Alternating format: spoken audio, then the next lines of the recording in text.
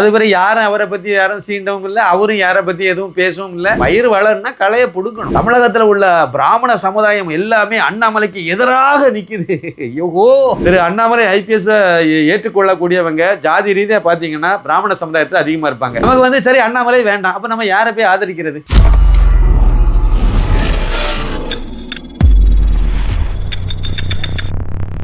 சாமானியன் குரல் தேசியவாதிகளுக்கு எனது பணிவான வணக்கம். திரு அண்ணாமலை IPS அவர்கள் அமெரிக்கா செல்கிறாரு. அவங்க 2ஆம் தேதி 3ஆம் தேதி 4ஆம் தேதி இந்த 3 நாளும் அமெரிக்காவில் உள்ள வட அமெரிக்க தமிழ் சங்க பேரவை, அப்புறம் நியூ ஜெர்சி தமிழ் பேரவை, இந்த 2 தமிழ் அமைப்புகளும் இணைந்து நடத்தக்கூடிய 39வது தமிழர் விழாவில் இவர் கலந்துக்க போகிறாரு திரு அண்ணாமலை IPS அவர்கள். அதை முடிச்சுக்கிட்டு அதுக்கு பிறகு சென்னைக்கு வருவார். வந்த பிறகு இங்கே தமிழகத்தில் கொஞ்சம் அரசியல் நிகழ்வுகள் வேறு விதமாக இருக்கும்னு நினைக்கிறேன். கொஞ்சம் துரிதப்படுத்துகிற மாதிரி சில விஷயங்களை முன்னெடுக்கிற மாதிரி தான் சொல்கிறாங்க. அதில் தமிழகத்தில் அரசியல் களம் கட்டும். அவர் வந்த பிறகு இன்னும் கொஞ்சம் அதிரடியாக சில விஷயங்களெல்லாம் பண்ணுவாங்கன்னு நினைக்கிறேன். ஏன்னா சீக்கிரமாக கட்சி தொடங்கக்கூடிய வேலையை தொடங்குவாங்கன்னு நான் நம்புகிறேன். மிகப்பெரிய ஒரு இதை நோக்கி போகும். தமிழகத்தில் அது அவசியமும் இருக்கிறது. தேவைப்படுறாரு அண்ணாமலை, தமிழக அரசியலில் தேவைப்படுறாரு. இந்த நேரத்தில் நான் வேறு சில விஷயத்தையும் நம்ம சொல்லணும். அது எல்லாமே அண்ணாமலை IPSஐ மையப்படுத்திய ஒரு செய்தி தான். அவர் எதுக்குமே பதில் சொல்லலை. ஆனாலும் நிறைய பேர் அவரை இன்னமும் இழிவுபடுத்திக்கிட்டே தான் இருக்காங்க. முதல்ல பாஜகவில் உள்ளவங்க நீ இந்துவாக இருந்தால் பாஜகவில் இருக்கணுங்கிற ரேஞ்சுக்கு பேச ஆரம்பித்தாங்க சில நிர்வாகிகள். அதெல்லாம் தவறு. அதே மாதிரி நீங்கள் பாரத் மாதாவுக்கு ஜே அப்படி கோஷம் போட்டால் நீங்கள் இங்கே தான் இருப்பீங்க, வேறு எங்கேயும் போய் போட மாட்டீங்க. நம்ம எல்லாரும் திமுககாரனும் பாரத் மாதாவுக்கு ஜேன்னு கோஷம் போடணுங்கிறதான் நம்ம எதிர்பார்ப்பு. கம்யூனிஸ்டுக்காரனும் போடணும். எல்லாரும் இந்த தேசத்தை தெய்வமாக போற்ற வேண்டும். கிறிஸ்தவ முஸ்லீம்கள் ஜாதி ரீதியாக மத ரீதியாக இல்லைன்னா வேறு ஏதாவது ஒரு காரணத்தை சொல்லி அவங்க இந்த நாட்டில் இருந்து விலைக்கு போகக்கூடாது. இந்த நாட்டோட சேர்ந்து நிற்கணும். இந்த நாட்டுக்காக அவங்களும் நம்ம இந்த நாட்டில் பிறந்திருக்கோம், இந்த நாட்டுக்கு விசுவாசமாக இருக்கணுங்கிறத அவங்க நினைக்கணும். அப்படிங்கிறது தான் நம்ம சொல்கிறோம். எல்லாத்தையும் நம்ம இந்த மாதிரி சொல்ல வேண்டிய இடத்துல இல்லை. பெரும்பாலானவங்க நம்ம நாட்டை நேசிக்கக்கூடிய அளவில் தான் இருக்காங்க. ஒரு சிலர் அந்த மாதிரி திசை மாதிரி போகக்கூடியவங்களும் இங்கே வரணும்னு தான் நம்ம சொல்கிறோம். அதனால் இந்த மாதிரி அண்ணாமலையை இழிவுபடுத்துகிற பேரில் பலரும் இழிவுபடுத்தினாங்க. எனக்கு இந்த இடத்துல ஒரு சின்ன கேள்வி என்னென்னா, இதுக்கு முன்னாடி பாஜகவினுடைய மாநில தலைவராக இருந்தவர் திருநாவுக்கரசர். அவர் பாஜகவுக்கு வந்தார், பாஜகவினுடைய மாநில தலைவராக இருந்தார், மத்திய அமைச்சராக பதவி வகித்தார். அதுவும் மத்திய பிரதேசத்துலேருந்து அவருக்கு மேல் சபை MP ஆக்கி அவரை மத்திய அமைச்சராக்கி வாஜ்பாய் காலத்தில் ஆட்சி காலத்தில் அழகு பார்த்தாங்க. அவர் எல்லாம் முடிச்சுக்கிட்டு கடைசியில் அப்படிங்கிறது நமக்கு எதிர் வீட்டில் போய் கூட்டி போயிட்டார், காங்கிரஸுக்கு போயிட்டார். அவர் போனார், அவ்வளோதான். அதோட நன்றி சொல்லி அனுப்பிட்டாங்க. ஒரே நாள் ஒரு இலா கணேசன் ஒரு நன்றி சொன்னார், அதோட சரி. அதுவரை யாரும் அவரை பற்றி யாரும் சீண்டவும் இல்லை, அவரும் யாரை பற்றி எதுவும் பேசவும் இல்லை. அந்த மாதிரி அவர் போயிட்டு இருக்கார். இதே மாதிரி பாஜகவிலேருந்து யார் போனாலும் இவர் நிர்மல்குமார் பாஜகவிலேருந்து போனார், நேரே போய் அது பாட்டுக்கு அங்கே போய் அதிமுகவுக்கு போனார், அதிமுகலேருந்து தபாவுக்கு போனார். இப்போ எலெக்ஷன் நின்று போட்டிக்கிட்டு வெற்றியும் பெற்று அமைச்சராகவும் இருக்கார். யாரும் அவரை பற்றி நீ ஏன் போனீங்க, அது போனனால எதிரி அப்படியெல்லாம் சொல்லி யாரும் கட்டமைக்கலை. இன்னும் இந்துவே இல்லைன்னு யாரும் சொல்லலை, பேசலை.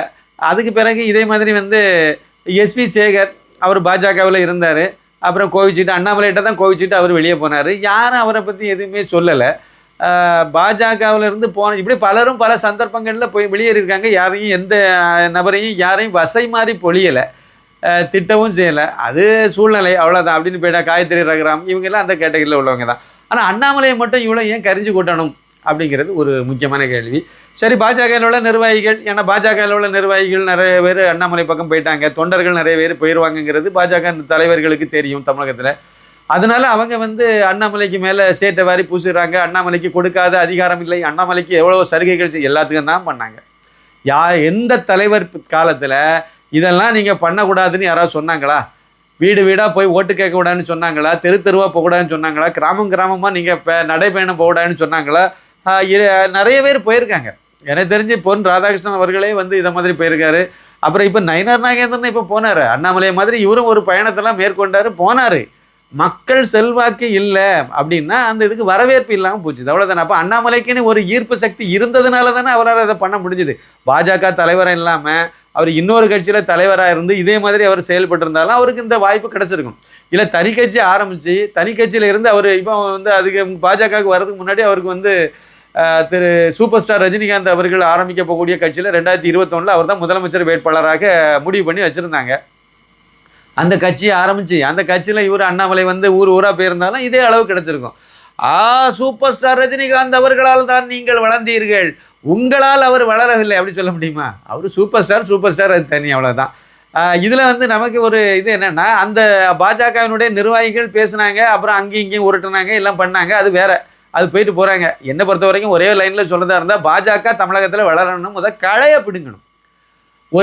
ஒரு வயலில் நம்ம விவசாயம் பண்ணியிருக்கோம், நெற்பயிர் வளருது அப்படின்னா அதில் களை வளர அந்த பயிரை அது கெடுத்து விடும். நீங்கள் யூரியா போட்டாலும் சரி தான், பட்டாசு போட்டாலும் சரி தான், இல்லைனா இன்னும் ஒரு உரத்தை வாங்கி கொண்டு போட்டாலும் சரி தான், அந்த உரத்தினுடைய சத்துக்கள் அனைத்தையும் களையே பிடுங்கி உறிஞ்சி தின்று விடும். பயிர் வளராது. பயிர் வளருன்னா களையை பிடுங்கணும். தமிழகத்தில் பாஜக வளர்கிறதுக்கு தடையாக இருந்த ஒரு 5-6 பேர் இருக்காங்கல்ல, அந்த களைகளை கொஞ்ச நாள் ஓய்வு கொடுங்க. நீங்கள் அந்த ஓய்வு கொடுக்காத வரை, சீர்திருத்தம் பண்ணாத வரை, களையை பிடுங்காத வரை தமிழகத்தில் பாஜக வளராது. யாரை கொண்டு மாநில தலைவராக வச்சாலும் இதுதான் நடக்க போகுது. இது என்னுடைய அனுபவம், நான் சொல்கிறேன், அவ்வளோதான். நீங்கள் ஏற்றுக்காட்டாலும் சரி, கொஞ்ச நாள் கழித்து நீங்கள் இதான் ஆமாம் சொன்னேன் சரிதான் சொல்லிட்டு போவீங்க, இல்லைனா நானும் இதை தான் நினச்சேன்னு சொல்லிட்டு போவீங்க, அவ்வளோதான். அதனால் என்னை பொறுத்த வரைக்கும் பாஜக ஒரு தேசிய கட்சி, மிகச்சிறந்த ஒரு கட்சி, நல்ல கட்சி, அது வளரணும். அதன் மூலமாக அண்ணாமலை வந்து பாஜக தமிழக மாநில தலைவராக இருந்தவர் அப்படியே தமிழக முதலமைச்சராகவும் வரணும்னு நான் கனவு கண்டேன். எனக்கு சாத்தியம் இருக்குன்னு நான் நம்பினேன். அதை கெடுத்து விட்டதுனால நமக்கு அதுக்கு மேலே பயங்கரமான வருத்தம், கோபம், அவ்வளோதான். அதனால் பாஜக ஒரு தீண்டத்தகாத கட்சின்னு நான் எந்த காலத்தையும் சொல்ல போகிறதில்ல, உயிர் உள்ள வரைக்கும் அதான் நிலைப்பாடு, அதுதான். அதனால் இந்த சூழ்நிலையில் அண்ணாமலை நமக்கு தேவை. பாஜகவிலிருந்து அவரை வந்து செயல்பட விடவில்லை. அவர் எதிர்பார்த்த மாதிரி அமைச்ச கூட்டணி அப்படியே வலுவாக வந்துருந்ததுன்னா பாஜக வளர்ந்துருக்கும். இந்நேரம் தமிழகத்தில் ஆட்சியே பிடிச்சிருக்கும். இந்த இடத்துல நான் வேறு ஒரு சின்ன கருத்தையும் சொல்லணும். நேற்று வந்து செல்வ பெருந்தகை பதவியை பிடுங்கி மாணிக் தாக்கூருக்கு காங்கிரஸுக்கு மாநில தலைவரை ஆக்கி விட்டுருக்காங்க. அந்த இதில் வந்து விஸ்வநாதன் அமைச்சர் வந்து பேசும்போது ஒரு வார்த்தையை சொல்லியிருந்தார். அதாவது வந்து மாணிக் தாக்கூர் வந்து சொன்னபடி தவேக கூட கூட்டணி வைத்திருந்தால் இன்னைக்கு நம்ம 60-70 எம்எல்ஏக்களை பெற்றிருப்போம், துணை முதலமைச்சரை பெற்றிருப்போம் அப்படின்னு சொல்லிட்டு அவர் ஒரு இதை சொல்லியிருந்தார். இதே மாதிரி வந்து அன்புமணி ராமதாஸ் வந்து அவர் டாக்டர் ராமதாஸும் இப்போ அவருடைய பிறந்த தினத்தை முன்னிட்டு போய் பார்த்து எல்லாம் ஒன்று சேர்ந்து சரி இப்போ எல்லோரும் வருத்தம், அதை பிரிஞ்சு போனது தப்புங்கிறத 2 தரப்புலையும் உணர்ந்து ஒன்று சேர்ந்துட்டாங்க. சரி, இதை மையப்படுத்தி பேசுகிறவங்க என்ன சொன்னாங்க அப்படின்னா, இதில் கருத்து சொல்லக்கூடியவங்க என்ன சொன்னாங்கன்னா, இந்த இணைப்பு தேர்தலுக்கு முன்னாடி அவங்க இணைஞ்சிருந்தால், நானும் அப்படி தான் சொன்னேன், இணைஞ்சா நல்லதுன்னுலாம் சொன்னேன். அது அவங்க நம்ம தனிப்பட்ட முறையில் கருத்தை தெரிவிக்கலாம், அதை அவங்க தானே முடிவு பண்ணணும். அப்போ அந்த இடத்துல டாக்டர் ராமதாஸ் அவர்கள் வந்து ரொம்ப தெளிவாக, ஒரு பெரியவர், ஒரு அரசியல் தலைவர், இப்போ இருக்கக்கூடிய இந்திய அளவிலே ஒரு மூத்த அரசியல்வாதியாக இருப்பார், அப்போ அரசியல் தலைவராகவே இருப்பார், மூத்த அரசியல் தலைவராக இருக்க வாய்ப்பு. அப்போ அவரை அதை யோசிக்க வேண்டிய இடத்துல இருக்கக்கூடியவர், நம்ம அதை ஒன்றும் சொல்ல முடியாதுல்ல. அப்போ ஏதோ நடந்து போச்சு. இப்போ அதுக்கு கருத்து சொல்கிறவங்க என்ன சொல்கிறாங்க அப்படின்னா, அதுக்கு தேர்தலுக்கு முன்னதாகவே இந்த இணைப்பு நடந்திருந்தால் பாமக தமிழகத்தில் இன்னும் பல இடங்களில் பெரிய அளவில் வெற்றி பெற்றிருக்கோம். இப்போ வந்து துணை முதலமைச்சர் பதவி பாமகவுக்கு கிடைச்சிருக்கும் அப்படிங்கிறது அவங்க ஒரு கருத்தை சொன்னாங்க.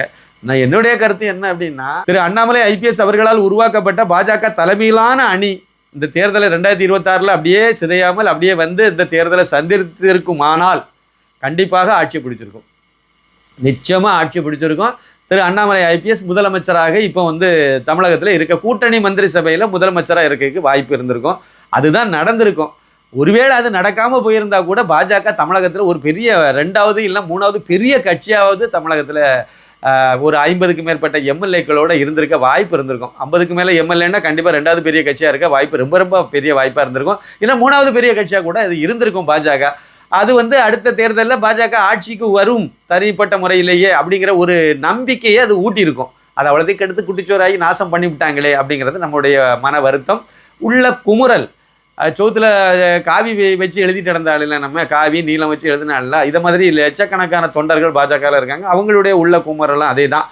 என்னைக்காவது ஒரு நாள் பாஜக ஆட்சிக்கு வந்துடாதா தமிழகத்தில் அப்படின்னு நம்ம எதிர்பார்த்தோம்ல, அந்த எதிர்பார்ப்பு நடக்குங்கிற மாதிரி வரும்போது, வெண்ணெய் திறந்து வரும்போது தாலியை உடைச்ச ஒரு 4-5 தலைவர்களை இன்னமும் அந்த களைகளை பிடுங்காமல் நீங்கள் வச்சுக்கிட்டு பாஜக வளரும் அவங்க தான் இப்பவும் வந்து உபதேசம் பண்ணுறாங்க. எதுக்கு? பயிரை கெடுத்த களைகள் பயிருக்கு உபதேசம் பண்ணிட்டு இருக்கு. சரி போட்டோம், இதை அந்த லெவலில் விட்டுருவோம். அடுத்த கட்டமாக இன்னும் ஒரு குரூப் இருக்காங்க, அவங்க வந்து பத்திரிகையாளர்கள், அப்புறம் வந்து அரசியல் விமர்சகர்கள், அப்புறம் வந்து செபாலஜிஸ்ட்டு, தேர்தல் கருத்து கணிப்பெல்லாம் நடத்தக்கூடிய ஜேவிசி ஸ்ரீராம் போன்றவங்கள்லாம் அண்ணாமலை மேலே வன்மத்தை அப்படியே அள்ளி தெளிக்கிறாங்க. ஒரு கட்டத்துக்கு மேலே போய் தமிழகத்தில் உள்ள பிராமண சமுதாயம் எல்லாமே அண்ணாமலைக்கு எதிராக நிற்குது. ஐயோ அப்படிங்கிறாங்க. எனக்கு புரியலை. ஒரு விஷயம் நான் சொல்கிறேங்க. தமிழகத்தில் அந்த ரொம்ப மதிப்புக்குரிய இடத்துல இருக்கக்கூடிய அந்த பிராமண சமுதாயம் வந்து தமிழகத்தை விட்டு இடம் பெயர்றதுக்கு முக்கியமான காரணமே இங்கே மலர்ந்த திமுக ஆட்சி தான். இந்த திராவிடியா மாடல் ஆட்சி 1969 என்னைக்கு இங்கே தொடங்கிச்சோ, அதில் இருந்து 1967 என்னைக்கு தொடங்கிச்சோ, அது பிறகு 69 கருணாநிதி முதலமைச்சரானது. அதுக்கு பிறகு ரொம்ப விகரஸ் ஆகிப்போச்சு. என்ன ஆகிப்போச்சுதுன்னா, அதாவது பிராமண துவேஷத்தை வந்து பெரிய லெவலில் கட்டமைச்சு அதை கொண்டு போனாங்க. அதை அப்படி தொடர்ந்து பண்ணவும் செய்தாங்க. பூநூலாக இருக்கிறது, குடுமையை வெட்டுறது, இந்த வேலையெல்லாம் நிறைய பண்ணிட்டு வந்தாங்க. சரி, திமுக காலத்தில் அப்படிலாம் இருந்துச்சு. அப்படின்னா எம்ஜிஆர் காலத்தில் பரவாயில்லைங்கிற மாதிரி தான் இருந்துச்சு ஒழிய, அப்பவும் இந்த கீவியர்மணி கும்பல் எல்லாம் வந்து அந்த வேலையை தொடர்ந்து செய்ய தான் செய்துச்சு. சாமியை துவேஷம் பண்ணுறது, பிராமணனை பார்ப்பான்னு சொல்லிட்டு அதை தெருவாக இருந்து அவங்கள இம்சைப்படுத்தி இழிவுபடுத்தி இதெல்லாம் பண்ணது. திமுக ஆட்சி மறுபடியும் வந்த பிறகு வந்து ரொம்பவே அவங்க ரவுடிசம் நிறைய பண்ண ஆரம்பிச்சிட்டாங்க. அதுவும் அந்த சமுதாயம் ஒரு அப்பாவி சமுதாயம், எதிர்கேள்வி கேட்க மாட்டாங்க, விட்டு கொடுத்துக்கெல்லாம் வரமாட்டாங்கிறதுனால அவங்கள ரொம்பவே பயமுறுத்தினாங்க. உண்மையிலே பயமுறுத்தினாங்க. ஒரு அனுபவம் நானே நேரடியாக போய் சொல்கிறேன். மோடியின் தமிழகம் புத்தகம், அந்த புத்தகத்தை இது வரைக்கும் வாங்கினா அவசியம் வாங்குங்க. நான் ஒரு நம்பர் கொடுக்குறேன். அந்த நம்பருக்கு நீங்கள் வந்து உங்களுடைய முகவரியை வந்து வாட்ஸ்அப்புக்கு அனுப்பிவிடுங்க. ஜிபே அல்லது ஃபோன்பே மூலமாக பணத்தை அனுப்பிவிடலாம். தமிழகத்தில் அந்த கொரியர் செலவோடு சேர்த்து தமிழகம் பாண்டிச்சேரிக்கு 400 ரூபா, மற்ற மாநிலங்களுக்கு 450 ரூபா. இந்த நம்பர் சொல்கிறேன், நோட் பண்ணிக்கணும். 9092345641. இதுதான் வாட்ஸ்அப் நம்பர். அட்ரஸ் அனுப்பிவிடுங்க. இதுதான் ஜிபே அல்லது ஃபோன்பே அல்லது வாட்ஸ்அப் பே, இது நம்பர் இதுதான். இதன் மூலமாக நீங்கள் வந்து பணத்தை அனுப்பிட்டு அந்த ரிசிப்டை வந்து அந்த ஸ்க்ரீன்ஷாட்டை தூக்கி எனக்கு அனுப்பிவிட்ருங்க. புத்தகம் உங்கள் வீட்டுக்கு வந்துடும். எத்தனை புத்தகங்கிறத நீங்கள் கொஞ்சம் தயவு செஞ்சு நீங்கள் கேளுங்க, மென்ஷன் பண்ணி விடுங்க. நண்பர்களுக்கும் வாங்கி கொடுங்க. நீங்கள் படிச்சுட்டிங்கன்னா நண்பர்களுக்கு வாங்கி கொடுங்க. இல்லை உங்கள் கையில் ஏற்கனவே வாங்கின புக்கு இருக்குன்னா அதை கொடுத்து படிக்க வைங்க. அது போதும். அதை நிறைய பேருக்கு போய் சேரணுங்கிறது என்னுடைய எதிர்பார்ப்பு. அவசியம் நீங்கள் இதை பண்ணணும். நன்றி. இந்த இடத்துல நான் வந்து இந்த புத்தகத்தை வந்து நான் அனுப்பும்போது மதுரையில் ஒரு பெரியவங்க, அவங்க பிராமண சமுதாயத்தை சேர்ந்தவங்க, இந்த புக்கை கேட்டிருந்தாங்க. நான் வந்து அவருடைய அட்ரஸ் இதெல்லாம் கொடுத்துட்டாரு. நான் அந்த புக்கை அனுப்பி விட்டேன். அவங்களுடைய மருமகள், அவங்க காலேஜ் ப்ரொஃபஸர், ரொம்ப கொஞ்சம் ஓரளவுக்கு கஷ்டப்பட்ட சூழ்நிலையில் தான் அவங்க வாழ்க்கை இருந்திருக்குன்னு நினைக்கிறேன். ஆனால் ரொம்ப ரொம்ப பயந்த சோபத்தில் அவங்க இருக்காங்கிறது ஒரு கட்டத்தில் எனக்கு புரிஞ்சுது. நான் என்ன பண்ணேன், புக்கை அனுப்பி விட்டேன். அது மதுரைக்கு போய் இப்போ அவருக்கு டெலிவரி கொடுக்க போகிறாங்க. இதுக்கு இடையில் அந்த மருமகளுக்கு வந்து அவங்க காலேஜுக்கு போயிருக்கும்போது இவர் எனக்கு அட்ரஸ் சொல்ல நான் எழுதி இதெல்லாம் பண்ணி அனுப்பிவிட்டேன். புக்கு டெலிவரி ஆகும்போது அதுக்கு முன்னாடி அந்த மருமகளுக்கு தெரிஞ்சு போச்சு. தெரிஞ்ச உடனே, ஐயையோ நீங்கள் எதுக்கு இந்த வேண்டாத வேலை பார்த்தீங்க, நம்ம அட்ரஸ் வெளியே தெரியக்கூடாது, தெரிஞ்சதுன்னா அந்த விடுதலை சிறுத்தைகள் திமுக காரங்கெல்லாம் நம்ம வீட்டை வந்து உடச்சிருவாங்க, அடிச்சிருவாங்க, எதுக்கு நீங்கள் இப்படி மாதிரி பண்ணீங்கன்னா அவங்க பிராமின் லாங்குவேஜில் அவங்க சொன்னதை அந்த பெரியவர் என்கிட்ட அப்படியே அதன்ட்ட ஒப்பிச்சாங்க. அதனால் ரொம்ப பதட்டமாயிட்டார். பயப்பட்டு நீங்கள் வந்து தயவு செஞ்சு எப்படியாவது அந்த புக்கை நிப்பாட்டுங்கன்னு சொன்னாங்க. நான் அந்த கொரியர் சர்வீஸில் நாங்கள் இருந்து அனுப்புகிறது ஃப்ரெஞ்சு எக்ஸ்பிரஸுங்கிற கொரியர் சர்வீஸில் இருந்து தான் நாங்கள் அனுப்புகிறோம். அப்போ அவங்கக்கிட்ட உடனே சொல்லி அங்கே டெலிவரி எந்த கொரியர் சர்வீஸ்லேருந்து அவங்க லிங்க் பண்ணி தானே சில இதை பண்ணுறாங்க. அப்போ அங்கே யார் பண்ணியிருந்தாலும் உடனே சொல்லி அதை ஸ்டாப் பண்ணுங்கன்னு சொன்னேன். அதை மீறி அங்கே டெலிவரி பாய் என்ன பண்ணிட்டாங்க, புக்கை கொண்டு போய் வீட்டில் கொண்டு போய் கொடுக்க போயிருக்காங்க. பழையபடி எனக்கு ஃபோன் அடித்தார். ஐயா புக்கு இப்படி வந்துட்டு அந்த பெரிய பிரச்சனை ஆயிரும் அப்படின்னு ரொம்ப பதட்டப்பட்டார். ஒரு 85 வயசு இருக்கும் ஒரு பெரியவர். அதனால் சொன்னேன், ஐயா ஒன்றும் பிரச்சனை இல்லை, இது ராங் நம்பர் அப்படின்னு சொல்லிட்டு புக்கை திருப்பி கொண்டு போயிருங்கன்னு சொல்லுங்கள், அவங்க திருப்பி அனுப்பிடுவாங்க, பயப்படாதுங்க, நான் பார்த்துக்கிறேன் அப்படின்னு. அதுக்கு பிறகு திருப்பி அந்த புக்கு ரிட்டர்ன் வந்துச்சு. அப்புறம் சென்னைக்கு வரும்போது நான் வாங்குறேன்னு சொன்னாங்க. அப்புறம் வாங்கின மாதிரி எனக்கு தெரியல, இல்லை வேறு அட்ரஸில் வாங்கினாங்களேன்னு தெரியல. அதாவது ஒரு புத்தகத்தை நம்ம வாங்கினா அந்த புத்தகத்துக்கு வந்து அதில் உள்ள புத்தகம் என்ன இருக்குன்னு யாருக்கும் தெரிய போகிறதில்ல. ஏன்னா கவர் பண்ணி தான் நாங்கள் பேக் பண்ணி தான் அனுப்புகிறோம். அப்போ ஒரு புத்தகம் வருது, அவ்வளோதான். ஒரு பார்சல், ஒரு தபால் ஒரு வீட்டுக்கு வந்தாலே ஆபத்துன்னு நினைக்கக்கூடிய அளவுக்கு பிராமண சமுதாயத்தை கொண்டு சேர்த்தது திமுக, அப்புறம் விடுதலை சிறுத்தைகள். இவங்க அப்படி அவ்வளவு பெரிய ஒரு ரவுடித்தனத்தை பண்ணி பயமுறுத்தி வச்சுருக்காங்க. மதுரையில் ஒரு அட்ரஸில் நடந்த சம்பவம் இது. எனக்கு ரொம்ப வேடிக்கை. இதெல்லாம் ஒரு 2021 காலகட்டத்தில் அந்த புக்கு வெளியிட்ட முதல்ல நடந்த சம்பவம். 2022 அண்ணாமலை தான் புக்கை வெளியிட்டார். வெளியிட்டு சில நாட்களிலேயே இந்த சம்பவம் நடந்துச்சு. எனக்கு என்ன புரிஞ்சுது அப்படின்னா, அப்போ தமிழகத்தில் பிராமண சமுதாயத்தை, அப்பாவி பிராமணர்களை எவ்வளவு தூரம் ஒடுக்கி வச்சுருக்காங்க. அதனால தான் அவங்க அந்த கிராமத்திலேருந்து நகர்ப்புறங்களுக்கு நகர்ந்தாங்க. சென்னை, மதுரை, திருச்சி மாதிரியான நகர்ப்புறம், கோயம்புத்தூர் இந்த மாதிரி நகர்ப்புறங்களுக்கு முதல் கட்டமாக நகர்ந்தாங்க. அப்புறம் இனிமே இங்கேருந்து பெங்களூர், ஹைதராபாத், இந்த பாம்பே, இந்த மாதிரிப்பட்ட டெல்லி, இந்த மாதிரியான இடங்களுக்கும் கொஞ்சம் கொஞ்சமாக நகர்ந்தாங்க. அப்புறம் வெளிநாட்டுக்கு இடம்பெயர்ந்துட்டாங்க. இலங்கையில் சிங்களர்களுக்கும் தமிழர்களுக்கும் இடையில பிரச்சனை வந்து அங்கே பெரிய பிரச்சனை உச்சக்கட்டத்துக்கு வந்த உடனே நிறைய தமிழர்கள் வந்து உலகம் முழுக்க பல்வேறு நாடுகளுக்கு பிழைப்பு தேடி போனாங்க. அங்கே போன இடத்துல தொழிலதிபர்கள் அப்படிலாம் வந்து நிறைய பேர் நல்லா உயர்ந்த நிலைமைக்கெல்லாம் போயிருக்காங்க. அதே மாதிரியான ஒரு இது பிராமண சமுதாயத்துக்கு ஏற்பட்டு அவங்களும் வந்து உலகம் முழுக்க அமெரிக்காவிலேருந்து ஐரோப்பாவிலேருந்து எல்லா நாடுகளுக்கும் அவங்களும் இதே மாதிரி பிழைப்பு தேடி போக வேண்டிய ஒரு சூழ்நிலை. உங்ககிட்ட நல்லா படிப்பு இருக்குது, திறமை இருக்குது, போன உடனே வேலை கிடச்சிது. பலருக்கும் வேலை கிடைச்சிது. வேலை கிடைக்காம இங்கே இருக்கவங்க இன்னமும் சமையல் வேலை செய்து தான் பிழைப்பை நடத்திட்டு இருக்காங்க. இது பிராமண சமுதாயத்தை பற்றிய எனக்கு தெரிந்த தகவல். இல்லை நான் என்ன சொல்கிறேன் அப்படின்னா, இந்த மாதிரி இருந்த ஒரு பிராமண சமுதாயத்துக்கு ஜெயலலிதா பீரியடில் பார்த்திங்கன்னா திமுக ரொம்ப ஒஸ்ட்டு, இவங்க பரவாயில்லை. ஏன்னா இவங்களும் வந்து தீக்காவும் சேர்த்து தானே இவங்களும் கொண்டாடிட்டு இருந்தாங்க. தந்தை பெரியாள் வாழ்க, அண்ணா நாமும் வாழ்கன்னு சொல்லிட்டு தானே இருந்தாங்க அந்த அம்மா. அது மட்டும் இல்லை, பெருசாக அவங்களும் கண்டுக்கலை. ஆனால் என்னென்னா இந்துக்களை இழிவுபடுத்த மாட்டாங்க, பெரிய அளவில் நெகட்டிவான இது நடக்காது. ஆனால் பூநூலாக இருக்கிறதோ இல்லைன்னா பாப்பான்னு தெருவாக போய் திட்டுறதோ, பிராமணர் இருக்கக்கூடிய தெருவில் போய் அவங்கள திட்டிட்டு அலையக்கூடிய இந்த வேலையெல்லாம் இந்த வீரமணி கும்பல் செய்ய தான் செய்துச்சு. அதெல்லாம் அவங்க அதுலேருந்துலாம் ஒன்றும் விடுதலை எல்லாம் படுற அவங்களுக்கு. அதுவும் ஒரு ஆட்சி முடிஞ்சு அடுத்த திமுக ஆட்சிக்கு வந்துட்டுனா அது சுத்தம் முடிஞ்சு போச்சு. அது பிறகு 5 வருஷத்துக்கு அவங்க வந்து வீட்டை விட்டு வெளியே வர முடியாமல் தான் இருக்கணும். வீட்டு வாசலில் கொண்டு போய் பசுமாட்டை வெட்டினாலும் அங்கே ஏன் எடுத்துக்குன்னு கேட்க முடியலை, வீட்டை விற்றுட்டு தான் போகணும். அப்படி தான் தஞ்சாவூர் மாவட்டத்தில் பல அக்ரஹாரங்கள் எல்லாம் முஸ்லீம் வாழக்கூடிய பகுதியாக மாறி இருக்கு. அப்போ இந்த மாதிரியான ஒரு சூழ்நிலையில் இனிமேல் நம்ம இங்கே இருந்தே பிரோஜனம் இல்லை, தமிழகத்தை விட்டு எங்கேயாவது தான் போகணுங்கிற நிலைமையில் வரும்போது அண்ணாமலை ஐபிஎஸ் தமிழக பாஜக தலைவராக வந்து திமுகவை முதல்ல டார்கெட் பண்ணார். எல்லோருக்கும் ஒரு நம்பிக்கையை ஊட்டினார். அவரே ஒரு போலீஸ் அதிகாரியாக இருந்ததுனால துணிச்சலான ஒரு முடிவை எடுத்து அவர் முன்னிலைப்படுத்துறதுனால நிறைய பெண்கள், ஆண்கள் எல்லாத்துக்கும் ஒரு தன்னம்பிக்கையை ஊட்டினார். நம்பினாலும் சரி நம்பாட்டாலும் சரி இதுதான் உண்மை. வீட்டுக்குள்ளே முடங்கி இருந்தவங்களெல்லாம் வெளியே வர வச்சார். பிராமண சமுதாயத்துக்கும் ஒரு பெரிய தன்னம்பிக்கையை அந்த மனிதர் ஊட்டினார். அதனால தான் இந்த புக்கு விற்றதன் மூலமாக எனக்கு கிடைச்ச ஒரு டேட்டாவில் அடிப்படையில் பார்த்தீங்கன்னா அதிகமாக இந்த புக்கை வாங்கினவங்க பிராமண சமுதாயத்தை சேர்ந்தவங்களாக இருப்பாங்க. ஜாதி ரீதியாக பார்த்தீங்கன்னா எண்ணிக்கையில் கம்மியாக இருப்பாங்க. ஆனால் அந்த புக்கை வாங்கினால அதிகமான பேர் பிராமண சமுதாயத்தை சார்ந்தவங்களாக இருப்பாங்க. அதில் புக்கரை வாங்கும்போது நேரடியாக ஏராளமான ஆட்கள் பேசியிருக்காங்க. அவங்க பல ஆயிரக்கணக்கில் பேசியிருக்காங்க. அவங்க பேசினவங்கலேருந்து நான் புரிஞ்சுக்கிட்ட தகவல் இதுதான். எங்கள் வீட்டில் நாங்கள் அண்ணாமலைக்கு மோடிக்காக வேண்டியும் நாங்கள் பிரார்த்தனை பண்ணுறோம், அண்ணாமலைக்காக வேண்டியும் நாங்கள் பிரார்த்தனை பண்ணுறோம், அண்ணாமலை எங்கள் வீட்டு பிள்ளையாக தான் நாங்கள் பார்க்குறோம். இந்த மாதிரி நிறைய பேர் சொல்லியிருக்காங்க. மற்ற சமுதாயத்துலேயும் சொல்லியிருக்காங்க. அந்த ரேஷியோவை எடுத்து பார்த்தீங்கன்னா பிராமண சமுதாயத்தில் அதிகமாக இருக்கும். இன்னும் ஒரு படி மேலே போய் நான் சொல்கிறதா இருந்தால், திரு அண்ணாமலை ஐபிஎஸ்ஸை ஏற்றுக்கொள்ளக்கூடியவங்க ஜாதி ரீதியாக பார்த்தீங்கன்னா பிராமண சமுதாயத்தில் அதிகமாக இருப்பாங்க. 100 பிராமணர்கள் இருக்காங்கன்னா 90க்கு மேலே உள்ளவங்க அண்ணாமலை மோடிக்கு மேலே அளவு கடந்த பாசம் வச்சவங்களாக இருப்பாங்க.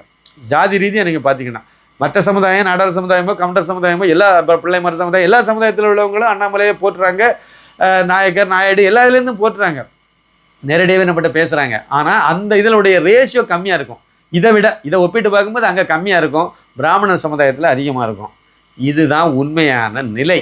ஆனால் இந்த ஜேவிசி ஸ்ரீராம் மாதிரியான சில கும்பல்கள், இந்த எஸ்வி சேகர் மாதிரியான அவங்க என்ன பண்ணிட்டு தெரிஞ்சாங்களோ அதை தான் இந்த கும்பலும் பண்ணுது. ஏதோ அண்ணாமலை வந்து பிராமணர்களுக்கே எதிரானவர் அப்படிங்கிற மாதிரி ஒரு கட்டமைப்பை முதலாவது வந்து ஒரு இதை வச்சாங்க. அது வந்து மோடிக்கு எதிராக போயிட்டார் அண்ணாமலைன்னாங்க. அவர் எந்த காலத்துலையும் அதுக்கு எதிராக போகிறது இல்லை.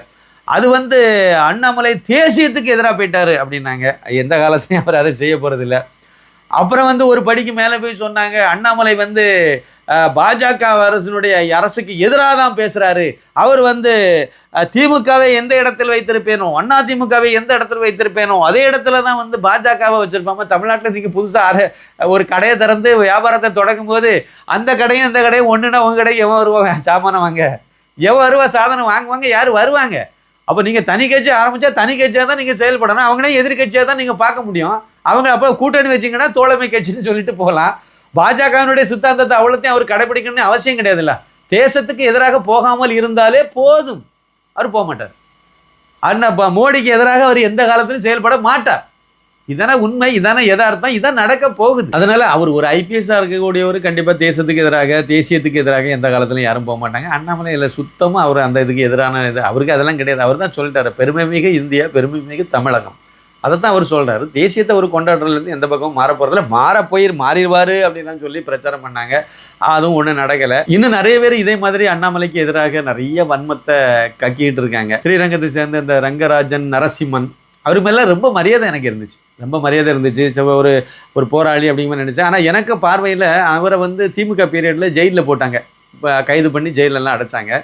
அந்த ஜெயிலில் இருந்து வெளியே வந்த பிறகு வந்து இந்த திமுகவை வந்து எதிர்க்கிறத கொஞ்சம் மென்மைப்படுத்தினார்.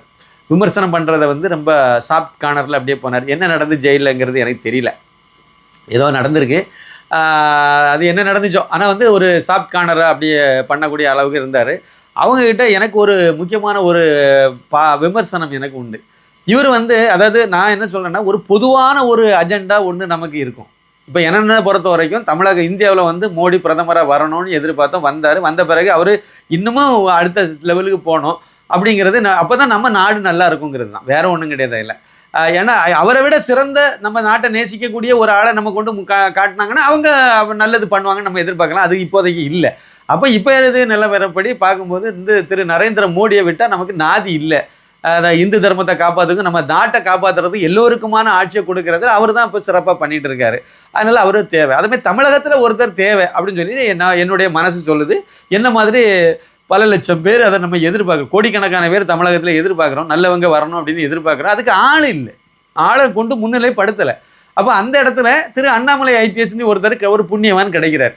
உங்கள் பார்வையில் அவர்கிட்ட யாராவது முரண்பட்ட கருத்து இருக்கலாம். எல்லாரும் 100% உடன்பட்ட கருத்தோடு தான் இருக்க முடியும்னு கிடையாது. ஒரு தனிப்பட்ட நபரோ ஒரு நிறுவனமோ ஒரு ஆட்சியோ வந்து 100% ஒருத்தரை திருப்திப்படுத்துறதுக்கு வாய்ப்பு இல்லை.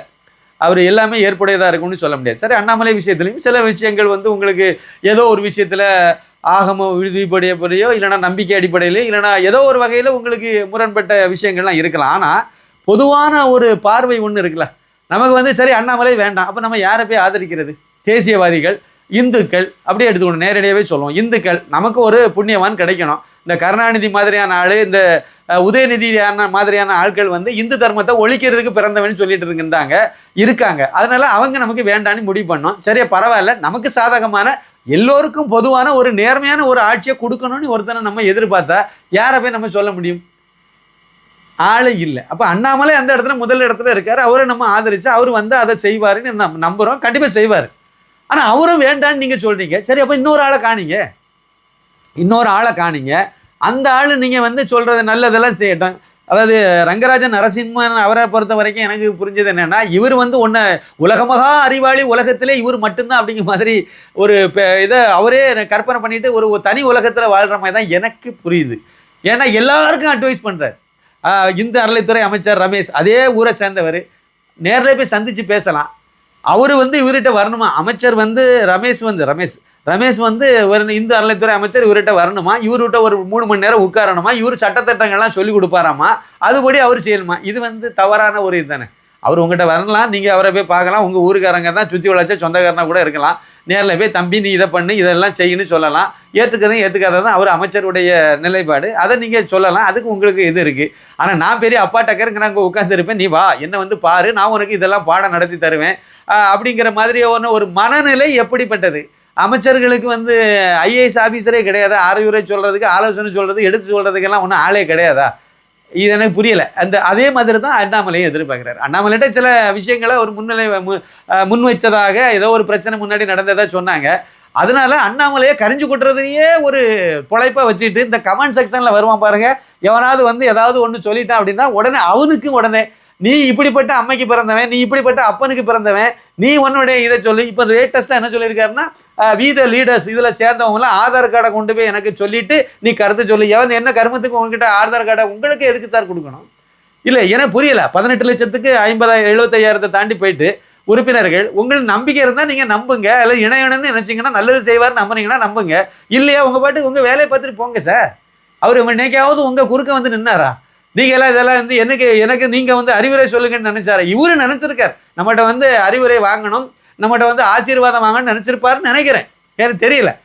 இது என்ன மாதிரியான மனநிலைன்னு தெரியல. ஆனால் இவங்களுக்கெல்லாம் இப்போ நான் சொல்கிறேன், இப்படிப்பட்ட ஆட்களுக்கெல்லாம் நான் சொன்ன பார்த்தீங்கன்னா அந்த சோக்கால்டு திமுக ரவுடிகள் இல்லை சோக்கால்டு விடுதலை சிறுத்தை கும்பல் தான் இவங்களுக்கு சரியான ஆள்னு நான் சொல்லுவேன். அப்படித்தான் இருக்கணும் சார். இவங்களுக்கு அவங்க தான் சரியான ஆளாக இருப்பாங்க. ஏதோ ஒரு புண்ணியமாக வந்திருக்கான், ஏதோ நல்லது செய்வான், இல்லைனா இன்னொரு ஆளை நீங்கள் அடையாளப்படுத்துங்க. இந்த மாதிரி ஒருத்தர் வாரான், இவனை நம்ம எல்லாம் சேர்ந்து நம்ம வந்து தமிழக மக்கள் ஏற்றுக்கணும். அப்படி ஒரு ஆளை நீங்கள் அடையாளப்படுத்தி அவரை கொண்டு வாங்க, நம்ம அவருக்கு பின்னாடி போவோம். 24 மணி நேரமும் ட்விட்டர்லேயே உட்காந்துட்டு அதில் கமெண்ட்ஸ் கொடுக்குற ஒவ்வொருத்தனுக்கும் பதில் சொல்லிட்டு உங்கள் தரத்தையும் தாழ்த்திக்கிட்டு பெரிய அப்பாட்டக்கர் மாதிரி அறிவுரை சொல்லிக்கிட்டே இருந்து என்ன பிரயோஜனம் சொல்லுங்க? திமுக இப்போ விமர்சனம் பண்ணுறதை விட்டாச்சு. ஏன்னா திமுக புனித கட்சியாக மாறி போச்சு. என்ன நடந்துச்சோ ஜெயிலில் தெரியல, ஆனால் நடந்து மாறி போச்சு.